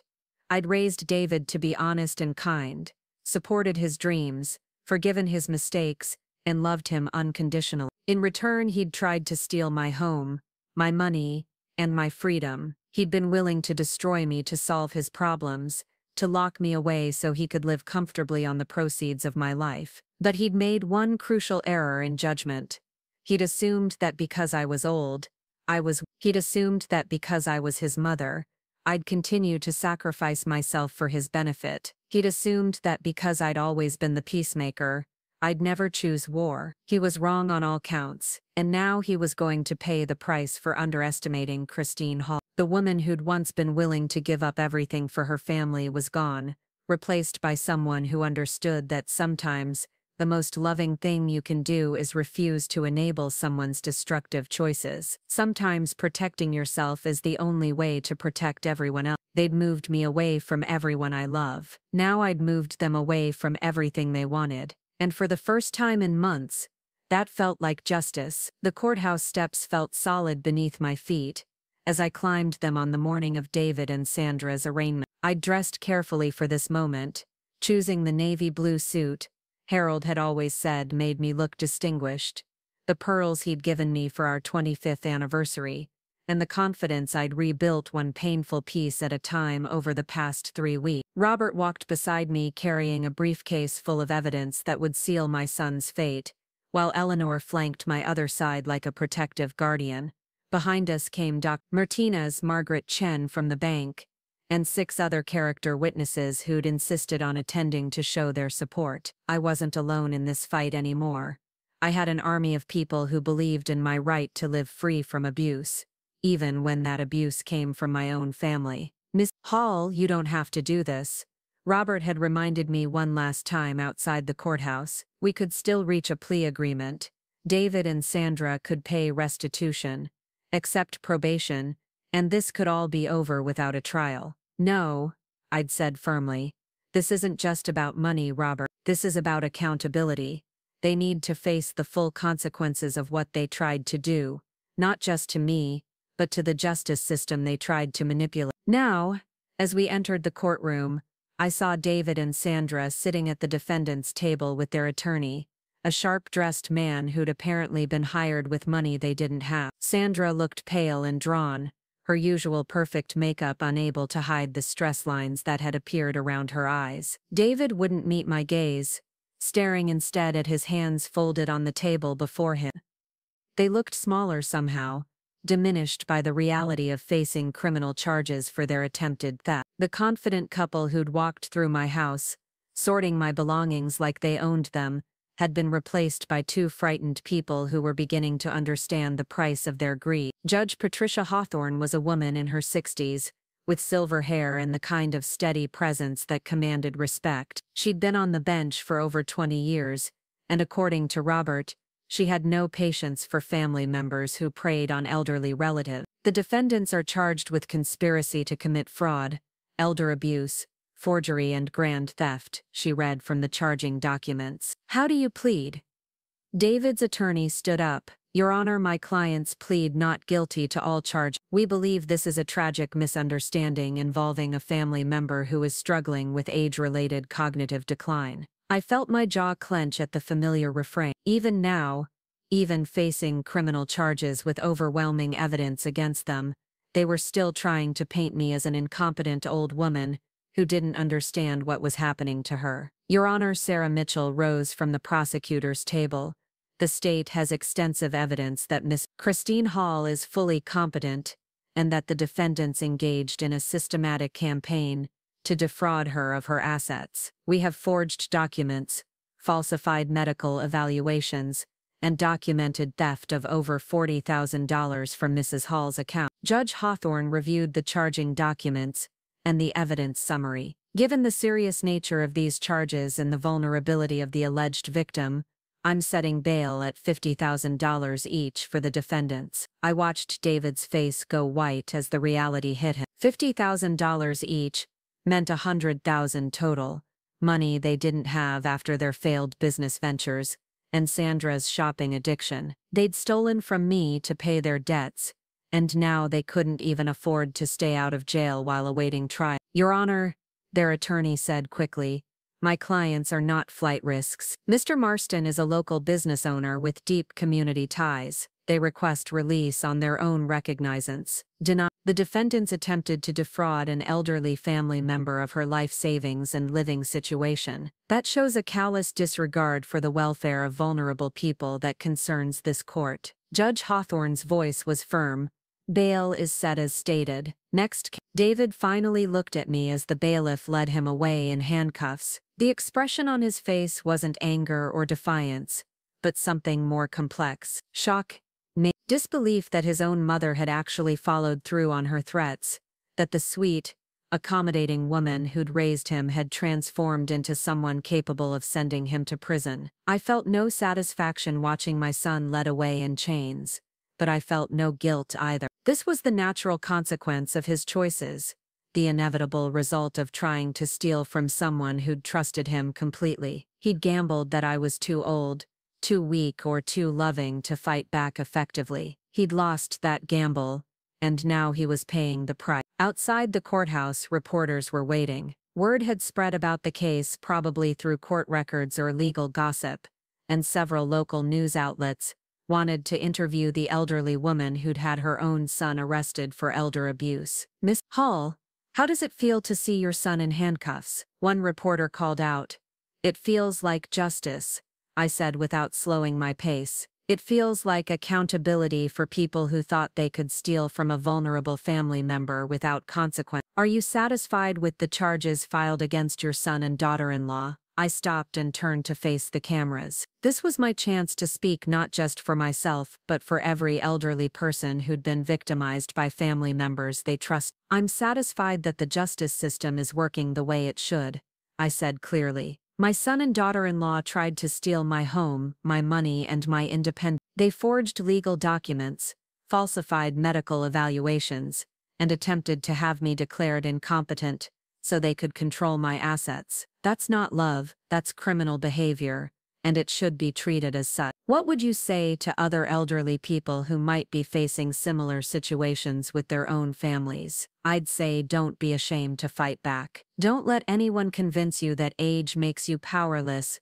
or that family loyalty means accepting abuse. You have rights, you have value, and you deserve to live your life on your own terms regardless of what your children think is best for you. Do you hope to reconcile with your son after this is over? The question stopped me cold. Reconciliation. As if this was just a family disagreement that could be smoothed over with time and forgiveness. As if David's willingness to destroy my life was just a mistake that could be forgotten once the legal proceedings were finished. "My son made a choice when he decided to forge my signature and steal my money," I said finally. "He chose greed over love, convenience over family. He chose to treat me like a problem to be solved rather than a person to be respected. Those aren't the choices of someone who loves me, and they're not the choices of someone I can trust with my heart again." The reporters scribbled notes and adjusted their cameras, sensing that they were witnessing something more than just a legal proceeding. They were watching the dissolution of a family, the moment when blood ties were severed by betrayal and criminal behavior. "Mrs. Hall, your granddaughter Emma was seen leaving the courthouse in tears. Do you have any message for her?" Emma? My heart clenched at the mention of her name. She was 19 years old, caught between loving her parents and understanding that what they'd done was wrong. She'd been in the courtroom gallery, watching her father led away in handcuffs because of charges her grandmother had filed. The pain and confusion on her face had been almost unbearable to witness. "I love Emma more than she'll ever know," I said softly. "I hope someday she'll understand that protecting myself from her parents' criminal behavior wasn't about hurting the family. It was about refusing to let them destroy me and potentially hurt other vulnerable people in the future. Sometimes the most loving thing you can do is hold people accountable for their actions, even when it's painful." Back at Meredith Gardens that evening, I sat in my room overlooking the peaceful farmland and tried to process what had happened. David and Sandra were in jail, unable to make bail, their futures destroyed by their own greed and stupidity. Emma was probably crying herself to sleep, caught between loyalty to her parents and the growing understanding that they'd committed serious crimes against someone she loved. My phone rang, and when I saw Emma's name on the screen, my heart nearly stopped. I'd been hoping she'd call but dreading the conversation at the same time. "Grandma?" Her voice was thick with tears. "Can we talk?" "Of course, sweetheart. Are you all right?" "No, I'm not all right. My parents are in jail, my family is destroyed, and everyone at school is talking about how my grandmother had my dad arrested. I don't understand any of this. I closed my eyes, wishing I could protect her from the pain, but knowing that she needed to understand the truth. Emma, what do you know about what your parents were trying to do to me? They said they were trying to help you. They said you were getting confused and it wasn't safe for you to live alone anymore. They said the assisted living place would be better for you. Did they tell you they forged my signature on legal documents? Did they mention that they stole over $40,000 from my bank accounts? Did they explain that they paid a doctor to write a false medical evaluation, claiming I was mentally incompetent? There was a long silence on the other end of the line. They what? Emma, your parents weren't trying to help me. They were trying to steal my house and my money. They were planning to lock me away in an institution so they could sell my home and use the proceeds to pay their debt. But why would they do that? Why would they lie to me? Because they were desperate, sweetheart. Your father's business is failing. Your mother has massive credit card debt, and they saw my assets as the solution to their problem. They convinced themselves it was for my own good, because that made it easier to live with what they were doing. Grandma, I had no idea. They never told me any of this. They just said you were being stubborn and unreasonable about getting the help you needed. I know, baby. They didn't want you to know the truth because they knew how wrong it was. But Emma, I need you to understand something. What they did wasn't just wrong, it was criminal. They didn't just lie to you or to me. They committed fraud, forgery, and theft. Those are serious crimes with serious consequences. So you really did have them arrested. It wasn't just some misunderstanding. I reported their crimes to the authorities, yes, just like I would report any other criminal who tried to steal from me. The fact that they're my family doesn't give them the right to destroy my life. Emma was crying again, and I could hear the sound of her heartbreak through the phone. But they're my parents, Grandma. What's going to happen to them? They'll have a trial, and if they're convicted, they'll probably go to prison. Their sentences will depend on how much responsibility they take for what they've done, and whether they show genuine remorse for their actions. Will you ever forgive them? The question I'd been asking myself for weeks. Forgiveness was supposed to be healing, transformative, the Christian thing to do, but how do you forgive someone who was willing to destroy you for money? How do you trust someone who'd already proven they'd sacrifice your welfare for their convenience? I don't know, Emma. Forgiveness isn't something you can force or fake. It has to be real, and right now I'm still too angry and too hurt to even think about forgiveness. Maybe someday, if they truly understand what they did, and make real amends. But that's a long way off. Are you ever going to speak to them again? Not while the criminal case is pending. My lawyer has advised me to have no contact with them. After that, I honestly don't know. They showed me who they really are, Emma. They showed me that they're willing to lie, cheat, and steal from someone who loved them unconditionally. That's not something you just get over. What about me? Are you angry at me too? Oh, sweetheart, no. You're completely innocent in all this. You were lied to and manipulated just like I was. None of this is your fault, and I could never be angry at you for your parents' choices. Can I still see you? Can we still have a relationship even though my parents and I are on different sides of this? Emma, you're 19 years old. You're an adult who can make your own decisions about who you want in your life. I will always love you, and I will always want a relationship with you, but I understand if this situation makes that complicated. It does make it complicated, but Grandma, after what you've told me tonight, I think I understand why you did what you did. I think maybe my parents needed someone to hold them accountable for their choices. Relief flooded through me at her words. Emma understood. She wasn't choosing sides so much as recognizing that there were consequences for criminal behavior,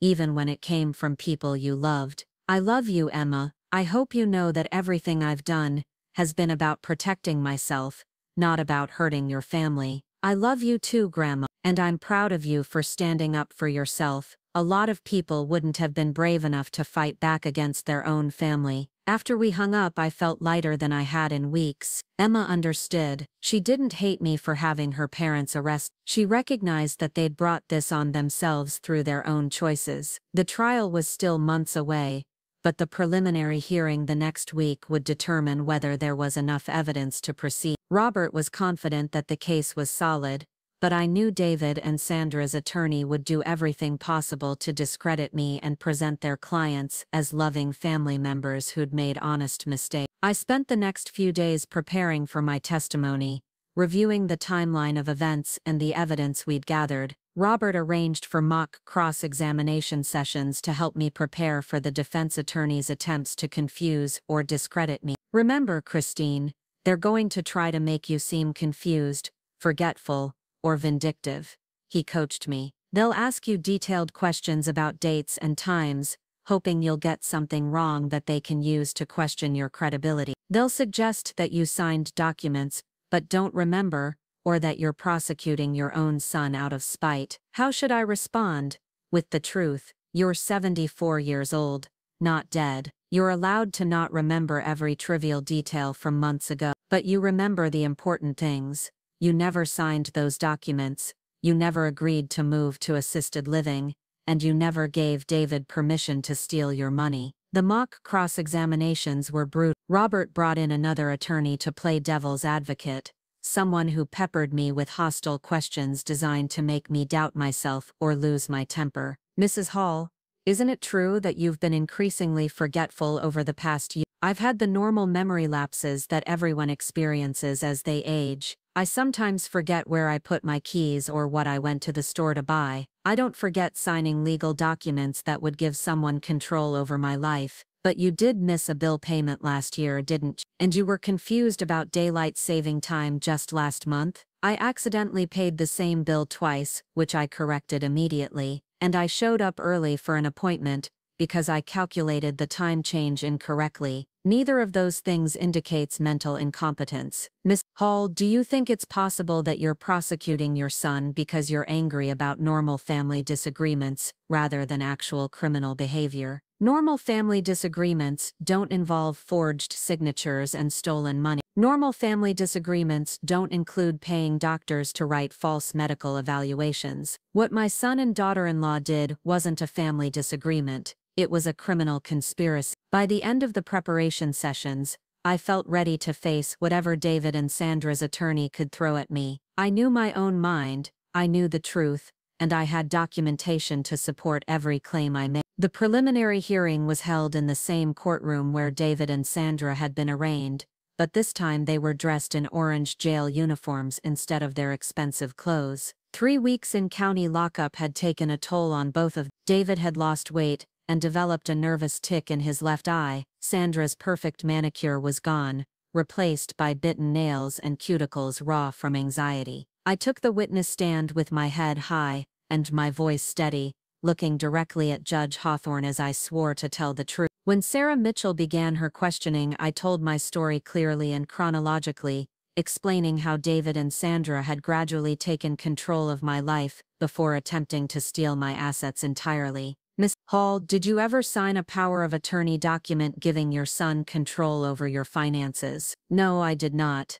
Did you ever agree to undergo a psychiatric evaluation to determine your mental competency? No, I did not. Did you ever give your son permission to withdraw money from your accounts for his personal use? Absolutely not. When David and Sandra's attorney cross-examined me, he tried every tactic Robert had predicted. He questioned my memory, suggested I was confused about what I'd signed, and implied that I was prosecuting my own family out of vindictive spite. Mrs. Hall, isn't it true that you're angry at your son for suggesting you might benefit from assisted living? I'm angry at my son for forging my signature, stealing my money, and trying to have me declared mentally incompetent based on a false medical evaluation. Those aren't suggestions, counselor. Those are crimes. But you're 74 years old, Mrs. Hall. Isn't it possible that your memory isn't as reliable as it once was? My memory is perfectly reliable when it comes to important events, like signing legal documents. I may forget where I put my reading glasses,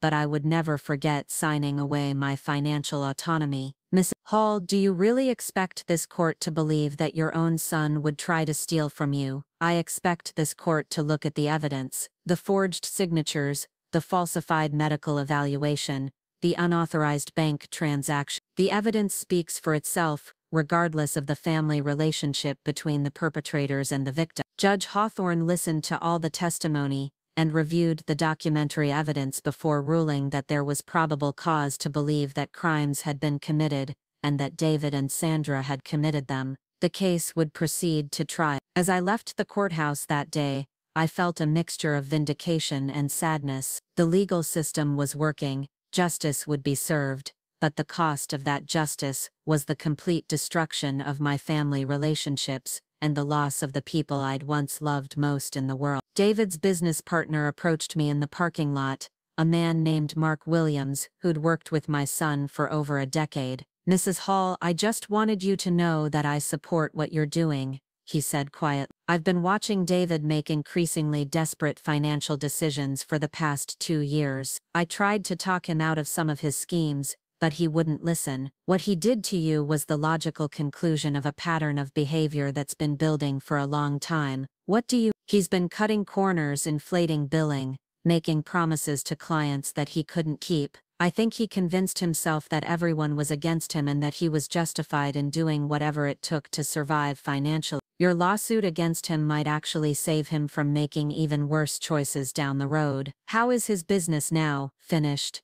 The criminal charges destroyed what little credibility we had left with our clients. I'm dissolving the partnership and starting over on my own." Mark looked genuinely sorry for the situation. "David was a good man once, Mrs. Hall. I don't know what happened to him, but the person who tried to steal from you isn't the person I started working with 10 years ago." That night I called Eleanor to tell her about the preliminary hearing and Mark's comments about David's deteriorating character. "It sounds like the financial pressure changed him," Eleanor said. "Some people rise to meet challenges, and others crumble under them. David apparently chose to crumble and take you down with him. I keep wondering if there was something I could have done differently, some way I could have helped him without enabling his criminal behavior." "Chris, you did help him. You raised him, supported his dreams, loved him unconditionally. You gave him every advantage you could afford, and taught him right from wrong. What he chose to do with that foundation was his decision,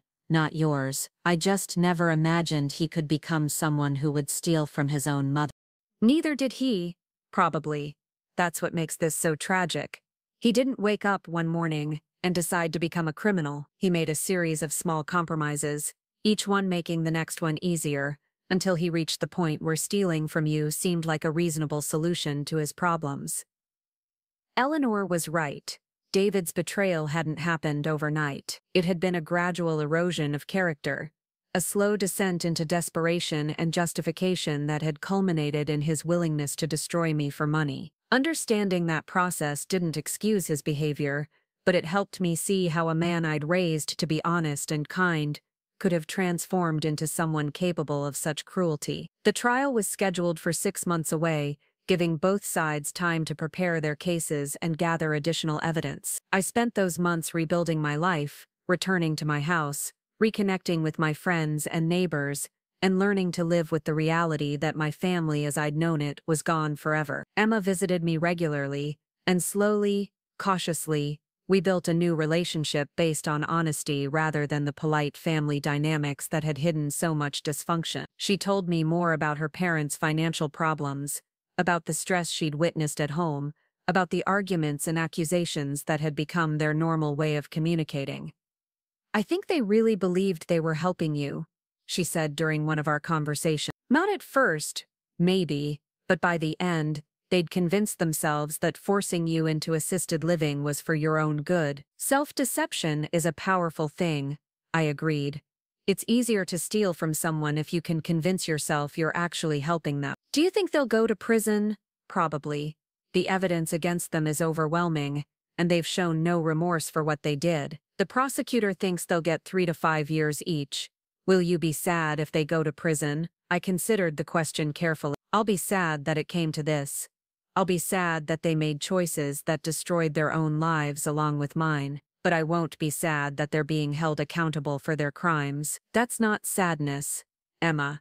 That's justice." As the trial date approached, I felt a strange sense of calm. I'd done everything I could to protect myself and seek justice for what had been done to me. The outcome was now in the hands of 12 jurors who would decide whether David and Sandra were guilty of the crimes they'd been charged with. I knew the trial would be painful, that I'd have to relive the betrayal and fear I'd experienced when I discovered what they were planning. I knew David and Sandra's attorney would do everything possible to paint me as a confused old woman who was misinterpreting their loving concern. But I also knew the truth, and I had faith that the truth would be enough. They'd moved me away from everyone I loved when they destroyed my trust and family and showed me that the people closest to me were willing to sacrifice my welfare for their convenience. Now I was about to move them away from everything they wanted, their freedom, their future, their ability to hurt other vulnerable people. In 6 months, when the trial was over, David and Sandra would understand the true cost of trying to destroy someone who refused to be a victim. Justice was coming, and this time, I was ready for it. The courtroom was packed on the first day of the trial, filled with reporters, legal observers, and supporters who'd rallied around my case. The story had captured public attention as an example of elder abuse by family members, and advocacy groups were watching closely to see whether the justice system would hold David and Sandra accountable for their crime. I sat in the front row behind the prosecutor's table, wearing the same navy suit I'd worn to their arraignment, but feeling completely different inside. 6 months of preparation had transformed me from a victim seeking justice into a woman who understood her own power. I wasn't just testifying against my son and daughter-in-law, I was speaking for every elderly person who'd been betrayed by family members they trusted. David and Sandra entered the courtroom in handcuffs, their orange jail uniforms a stark reminder of where their choices had led them. They'd been unable to make bail and had spent the past 8 months in county lockup, watching their lives disintegrate while awaiting trial. Sandra had aged years in those months, her face gaunt and her once perfect hair now dull and lifeless. David looked hollow, defeated, like a man who'd finally understood the magnitude of what he'd lost. Their attorney James Crawford was an expensive defense lawyer they'd somehow managed to hire despite their financial ruin. He'd built his reputation on getting wealthy defendants reduced sentences by portraying them as misunderstood rather than malicious. But this case was different. The evidence was overwhelming. The victims were sympathetic, and the crimes struck at the heart of family trust that everyone understood. Judge Hawthorne called the court to order, and Sarah Mitchell stood to deliver her opening statement. She was calm, methodical, devastating in her presentation of the facts. Ladies and gentlemen of the jury, this case is about the ultimate betrayal. Christine Hall raised her son David with love, sacrifice, and unwavering support. She worked multiple jobs to pay for his education, helped him start his business, and welcomed his wife Sandra into the family with open arms. In return, when David and Sandra found themselves in financial trouble, they decided to solve their problems by stealing from the woman who'd given them everything. Sarah walked the jury through the evidence systematically: the forged power of attorney documents, the falsified medical evaluation, the systematic theft of money from my accounts, the plan to force me into an expensive assisted living facility while they sold my house and divided the proceeds. The defendants will try to convince you that this was all a misunderstanding, that they were trying to help Miss Hall rather than hurt her. But the evidence will show you that this was a calculated criminal conspiracy designed to strip an elderly woman of her independence, her assets, and her dignity. They didn't make a mistake.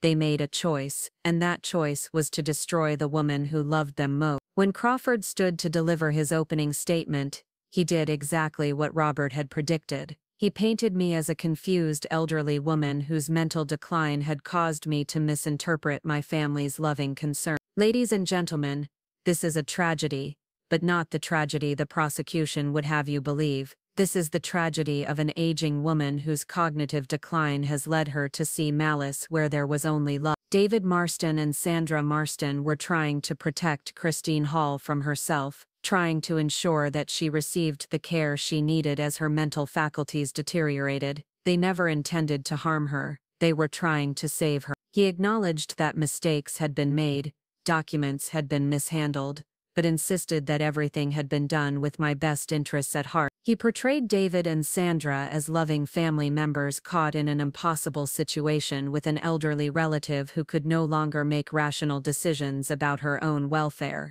The real question in this case isn't whether David and Sandra Marston made perfect decisions. The question is whether they acted with criminal intent or with loving concern for a family member they saw slipping away from them. The evidence will show that everything they did was motivated by love, not greed. When Sarah called me to the stand as the prosecution's first witness, I walked to the witness box with steady steps and a clear voice. I'd been preparing for this moment for months, and I was ready to tell my story to 12 strangers who would decide whether justice would be served. Sarah guided me through my testimony with careful precision, establishing my mental competency, my independence, and my ability to make my own decisions about my life. She had me describe the systematic way David and Sandra had eroded my autonomy over the months following Harold's death, always with explanations that sounded reasonable but that cumulatively stripped me of control over my own existence. Miss Hall, did you ever give your son permission to withdraw money from your accounts for his personal use? Never.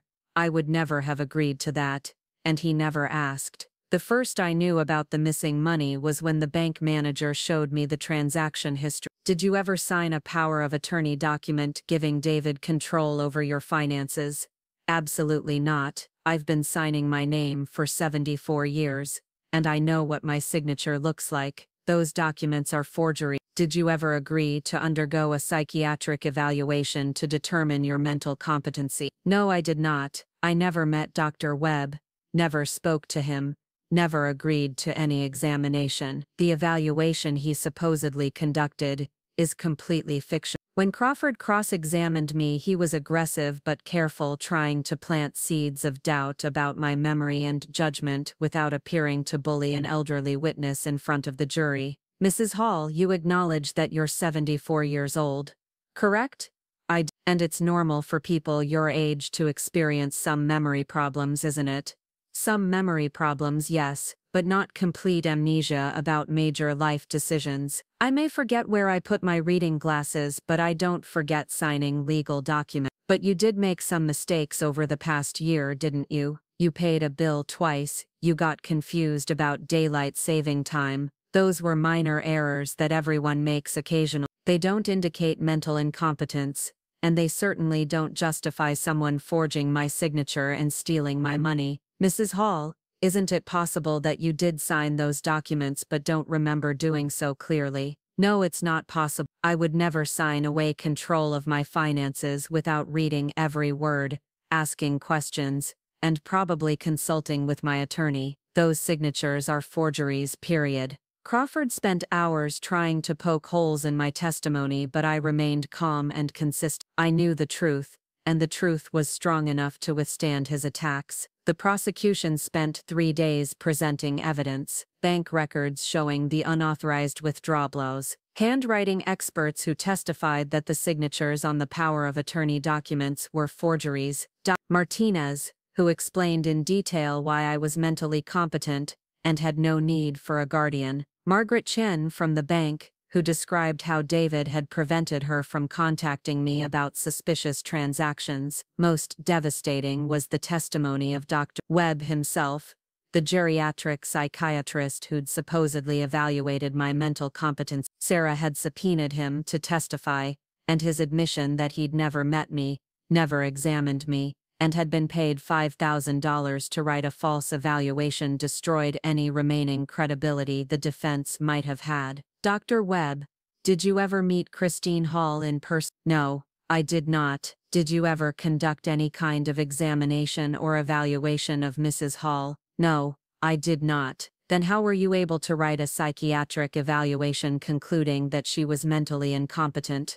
Dr. Webb looked uncomfortable on the witness stand, clearly regretting his decision to participate in David and Sandra's scheme. I was told by David Marston that his mother was showing signs of severe cognitive decline and that he needed documentation for a guardianship proceeding. He offered to pay me to write an evaluation based on his descriptions of her behavior, and you agreed to write a false medical evaluation about a patient you'd never examined. I thought I was helping a family deal with a difficult situation. I realize now that what I did was wrong. Dr. Webb, you're licensed by the state medical board, aren't you? Yes, and writing false medical evaluations could result in the loss of your license, couldn't it? Yes, it could. The defense case was weak and grew weaker as Crawford tried to present David and Sandra as loving family members who'd made honest mistakes. Their financial records told a different story, showing massive debts, failed business ventures, and desperate attempts to find money to pay their obligations. When David took the stand in his own defense, he tried to portray himself as a concerned son who'd been worried about my declining mental state. But under cross-examination, Sarah Mitchell methodically destroyed his credibility. Mr. Marston, you testified that you were concerned about your mother's mental health, correct? Yes, that's right, but you never took her to see a doctor about these concerns, did you? Well, no, but you never consulted with her physician about your observations, did you? Dr. Martinez wouldn't talk to me without her permission, so instead of getting legitimate medical advice, you paid Dr. Webb to write a false evaluation about a patient he'd never examined. It wasn't supposed to be false. I thought he would give me guidance about how to help her. Miss Marston, did you forge your mother's signature on the power of attorney documents? David hesitated, glancing at his attorney before answering.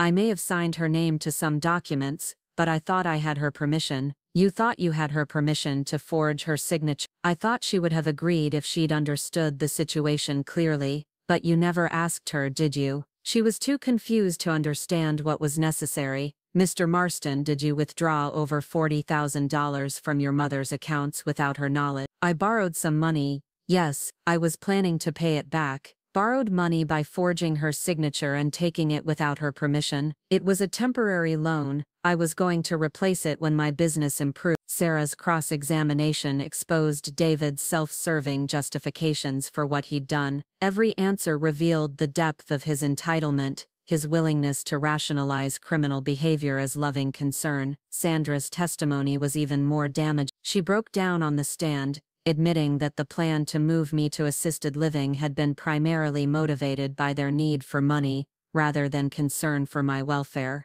Mrs. Marston, whose idea was it to place Mrs. Hall in assisted living, it was something we discussed as a family, but you needed money to pay your debts, didn't you? We were having some financial difficulties. Yes, over $60,000 in credit card debt, something like that, and your husband's business was failing. David was having some challenges with the business, so when you suggested assisted living for Mrs. Hall wasn't the real motivation, the fact that selling her house would solve your financial problems. Sandra started crying on the witness stand. We thought it would be better for everyone. Christine would get the care she needed, and we could get back on our feet financially. Mrs. Marston, did you help your husband forge Mrs. Hall's signature on legal documents? I may have witnessed some signatures you knew were forged. I thought David had worked it out with his mother. I thought she'd agreed to everything. The jury deliberated for only 6 hours before returning guilty verdicts on all charges. David and Sandra were convicted of conspiracy to commit fraud, elder abuse, forgery, and grand theft. Judge Hawthorne scheduled sentencing for the following month. As the verdicts were read, I felt a complex mixture of emotions: relief that justice had been served, sadness that it had come to this, vindication that my decision to fight back had been the right one, but mostly I felt free from the fear that they might succeed in destroying me, free from the obligation to protect them from the consequences of their choices, free to live the rest of my life on my own terms. Outside the courthouse, reporters crowded around me again, asking for my reaction to the verdict. Justice has been served, I said simply. My son and daughter-in-law committed serious crimes against me, and they've been held accountable by a jury of their peers. This sends a message that elder abuse will not be tolerated, even when it comes from family members. Are you satisfied with the outcome? I'm satisfied that the truth came out, and that justice was done. I hope this case encourages other elderly people to fight back when family members try to abuse or exploit them. Do you plan to attend the sentencing hearing?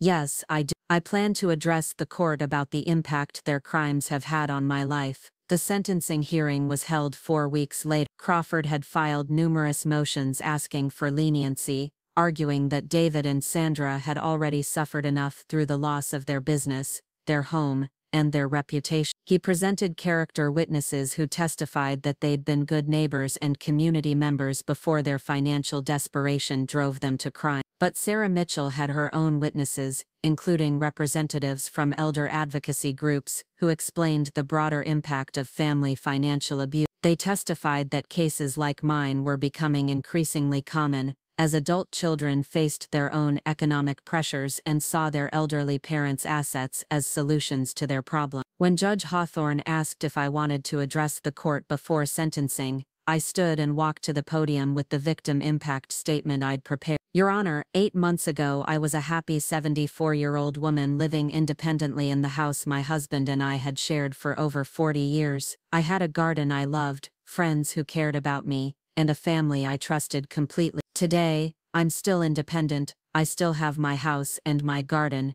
and my friends, but I no longer have a family. My son and daughter-in-law destroyed that when they decided to steal from me. I looked directly at David and Sandra as I continued. They didn't just try to take my money and my house, they tried to take my identity, my autonomy, my right to make decisions about my own life. They were willing to lock me away in an institution and tell the world I was mentally incompetent, so they could profit from my assets. That's not love, that's not family, that's predatory behavior that deserves the full consequences of the law. I paused, gathering my thoughts for the most important part of my statement. Your Honor, I know David and Sandra are asking for leniency, because they're family members who made mistakes rather than career criminals. But family members who abuse elderly relatives are actually worse than strangers who commit the same crimes. They exploit trust, love, and emotional bonds to harm people who are vulnerable. They use their position in our lives to get close enough to destroy us. I hope Your Honor will sentence them to significant prison time,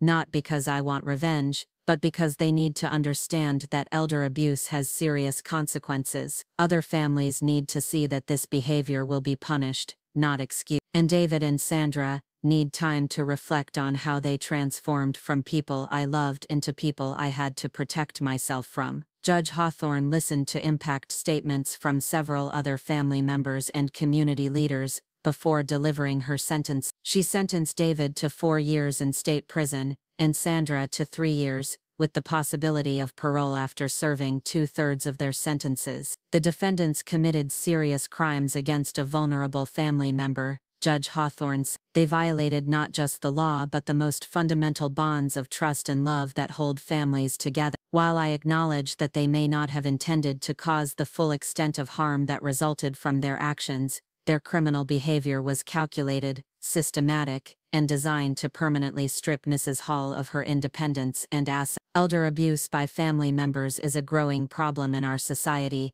and this court will not treat it lightly, simply because the perpetrators are related to their victims. The sentences I'm imposing today reflect the seriousness of these crimes and the need to deter others from similar behavior. As David and Sandra were led away in handcuffs to begin their prison sentences, I felt a profound sense of closure. The woman who'd once been willing to sacrifice everything for her family had learned to value herself enough to demand justice when that family betrayed her. 6 months later, I was sitting in my garden on a warm spring morning, deadheading the roses that had just begun their second bloom of the season. Emma was visiting for the weekend, helping me plant new flower beds and preparing for her college graduation party that I'd be hosting in my backyard. "Grandma, do you ever regret having them arrested?" she asked, as we worked together in the soil. "No, Emma, I regret that it was necessary, but I don't regret doing it. They made choices that forced me to choose between protecting myself and protecting them. I chose myself, and I'm glad I did." "Have you heard anything about how they're doing in prison?" David writes occasionally, short letters, mostly about how sorry he is and how he never meant for things to go so far. "Sandra hasn't contacted me at all. Do you think you'll ever forgive them? I considered the question as I had many times over the past year. I think forgiveness is something that develops over time, when people truly understand what they've done and make genuine amends. David's letters are a start, but they still focus mostly on his own suffering rather than the harm he caused me. Real forgiveness requires real accountability, and I'm not sure either of them is there yet. What about when they get out of prison? Will you have any relationship with them? I honestly don't know, sweetheart. They showed me who they really are when they were desperate and faced with hard choices. They chose to sacrifice me, rather than face their problems honestly. That's not something you just get over, even with time and therapy. Emma nodded thoughtfully. I think I understand. You can't trust someone who's already proven they'll destroy you when it's convenient for them. Exactly. Trust isn't something you can rebuild just because time has passed. It has to be earned through consistent, honest behavior over a long period. And even then, some betrayals are so fundamental that the relationship can never be the same. That evening, Emma and I sat on the front porch watching the sunset and talking about her plans after graduation. She'd been accepted to graduate school and was considering studying social work with a focus on elder advocacy. I think what happened to you changed me, she said. I want to help other elderly people who are being abused by their family. I want to make sure they know they have options, and that they don't have to accept being victimized. That would make me very proud, I told her. If something positive can come out of this nightmare, helping other people protect themselves would be the best possible outcome. As Emma prepared to leave the next morning, she hugged me tightly and said,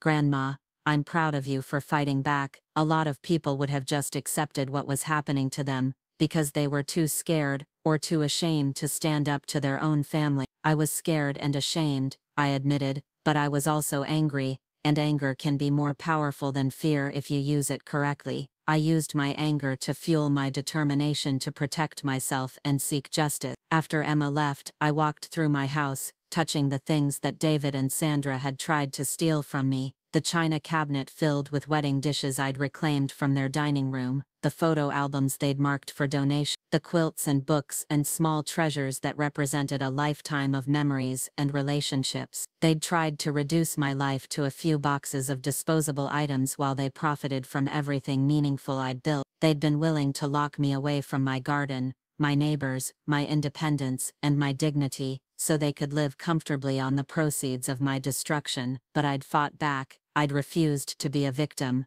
I'd held them accountable for their crimes and protected myself from their grief. Most importantly, I'd learned that I was stronger than I'd ever imagined, that age didn't make me powerless, and that I deserved to live my life on my own terms regardless of what anyone else thought was best for me. They'd moved me away from everyone I loved when they showed me that family loyalty was conditional on my willingness to be sacrificed for their convenience. They'd taught me that the people closest to me were capable of betrayal beyond anything I'd ever imagined possible. But in return, I'd moved them away from everything they wanted: their freedom, their future, their ability to hurt other vulnerable people. I'd shown them that actions have consequences, that crime doesn't pay, and that some people refuse to be victims no matter how old or isolated they might seem. The phone rang, interrupting my thoughts. Eleanor was calling to invite me to dinner and to hear about Emma's visit. "Chris, you sound happy," she said. "Really happy, not just putting on a brave face." "I am happy," I realized as I said it.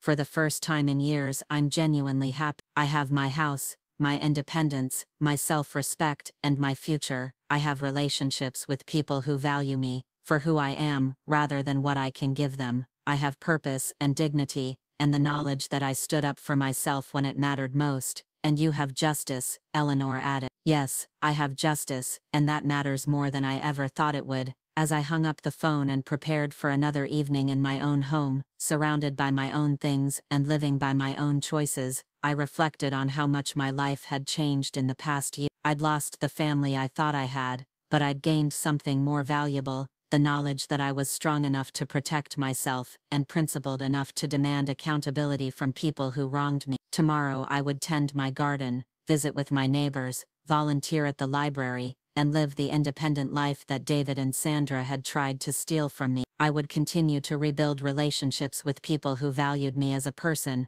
rather than an asset to be managed or a problem to be solved. I would continue to be Christine Hall, 74 years old and nobody's victim. They'd tried to move me away from everyone I loved, but in the end, I'd moved them away from everything they wanted, and discovered that I was everything I needed. Up next, you've got 2 more standout stories right on your screen. If this one hit the mark, you won't want to pass these up. Just click and check them out.